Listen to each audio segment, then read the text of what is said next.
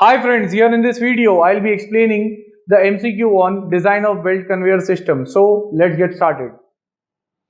Now here is the question. It is given, find the load on the central idler if the net load is 140.887 kgf with 4 options given.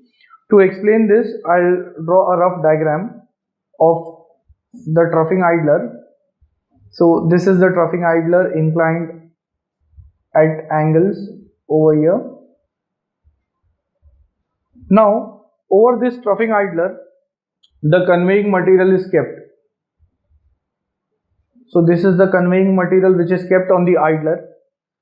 Also, we can say on the belt. Now, what happens is, this is called as the central idler, and the remaining two are the inclined or the side idlers. So what happens is, out of the total load, 70% is taken by the central idler, and the remaining 30% is divided equally on the sides. So 15 and 15% on the side. So it means for the idler, the central portion should be the strongest because it carries 70% of the load. So the net load is 140.887 kgf.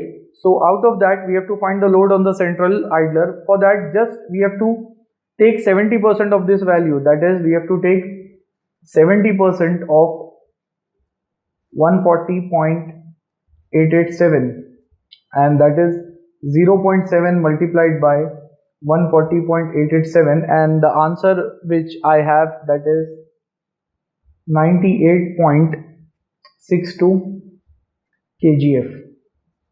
Now this answer is the load which is carried by the central idler, and that is in option A. So this is the correct answer, and the question gets completed. At the end, if you'll find my videos helpful, you can like, share, comment and subscribe our channel and share it amongst your family and friends. Thanks for watching.